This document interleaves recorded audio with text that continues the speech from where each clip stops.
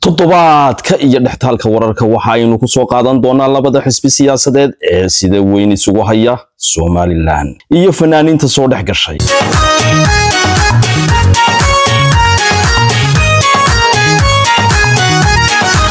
marka hore aynu wararka bilowno. fanaaniintu waxa ay door muhiim ah ka ciyaaraan isbedelada siyaasadeed iyo midka bulsho. haddaba Somaliland tan iyo markii ay xornimada qaadatay heesaha ay qaadi jireen inta badan waxay xambaarsanayeen fariimo ku saabsan wadaniyada iyo midnimada, nabadda iyo horumarka. waxay sidoo kale u adeegi jireen sidii ay bulshada ugu dhiirigelin lahaayeen in ay ka qayb qaataan dib u dhiska iyo horumarinta Somaliland. waxaa ka mid ahaa fanaaniinta sida Zahra Halgan, Maxamed Mooge iyo fanaaniin kale oo badan. waana kuwii ugu horeeyay ee codkooda iyo fankoodaba ku taageeray halganka iyo dib u curashadii Somaliland. heesaha ay ku luqeyn jireen waxaa ka mid ahaa kuwo dhiirigelin u ahaa bulshadii ku dhaqnayd Somaliland waqtiyadii colaadaha iyo xasilooni darradu ka jirtay. balse markii xasiloonida iyo dawladnimada la dhisay, heesaha waxaa loo rogay inay noqdaan kuwo ka hadlaya horumarka, nabadda iyo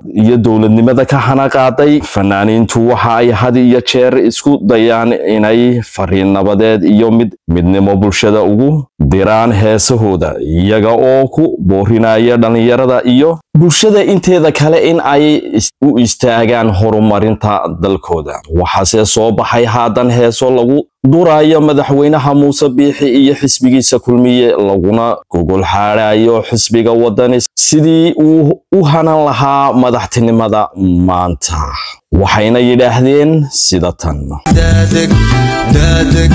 dadeg muso kursiga masrakiishi iyo ciidakii oo jeen ku sugan isaacadna liyoradu harbeelay hal doorkii ma dhageysan cidlad wadankii dhigtay markale cidladaad ha sugin musow ma cadayn kartaa.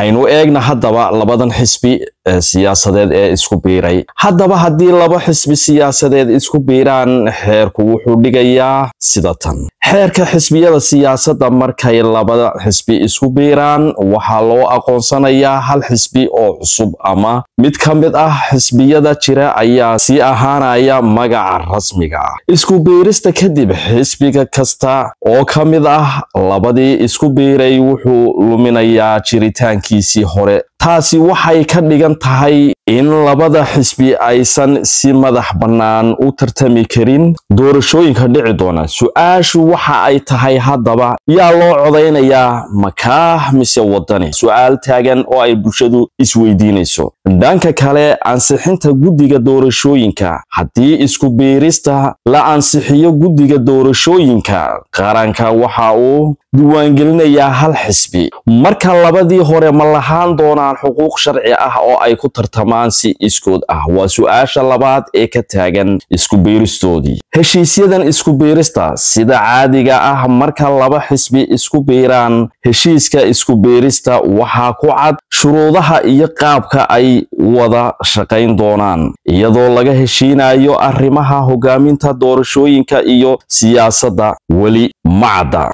waa su-aasha saddexaad. bal iyadana waxaynu eegi doonaa xisbiga Kulmiye iyo dhaqanka. taageerada ugaasyada iyo salaadiinta ee la xiriira xisbiga Kulmiye ayaa muddo dheer ahaa arrin muhiim ah oo saameyn ku leh siyaasadda Somaliland. ugaasyada, suldaanada iyo caaqilada oo ah hogaamiyeyaal dhaqameed waxa ay door weyn ka ciyaaraan xalinta khilaafaadka bulshada iyo ka qayb qaadashada siyaasadda guud ee dalka. si kastaba ha ahaatee, waxaa soo baxayay dareen ah in xiriirka ka dhexeeya hogaamiyeyaal dhaqameedka iyo xisbiga Kulmiye uu noqday mid sii xumaanayay waayadii dambe.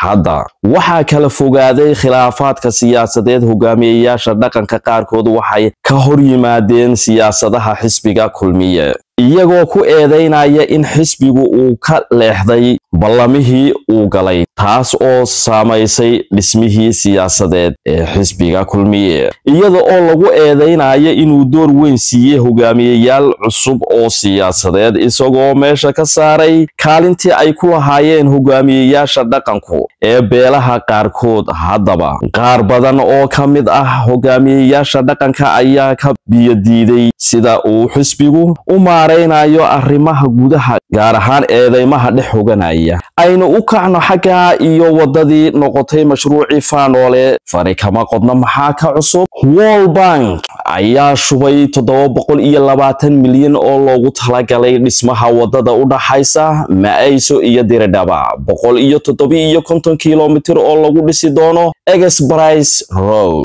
wadadani ayaa barbar socon doonta jidka tareenka. mashruucan ayaa qayb ka ah waxa kale oo mashruucan ka mid noqon doona jidka isku xiri doona Boorama iyo Djibouti oo dhismaha wajigiisa koowaad laga bilaabi doono Nagaad siina mari doona Lowyacade ilaa iyo Seylac. qandaraaskan ayaa laga naadinayaa hadda sida aan xoga hoose ku helnay. lacagta lagu maalgelinayo waxaa bixiyay Bangiga Horumarinta Afrika. dhismaha jidka cusub ee Maayso iyo Diridhaba ayaa loo badinayaa inuu mustaqbalka dhow ku soo xirmi doono Boorama. dabadeedna Lughaya maadaama xeebta Lughaya ay tahay ta ugu dhow caasimada Diridhaba iyo Addis Ababa. halkaas waxa inoogu eeg wararkii ina soo gaaray toddobaadkani daawadayaal la socda wararkeena dambe oo aan soo galin doono haddii eebba idmo.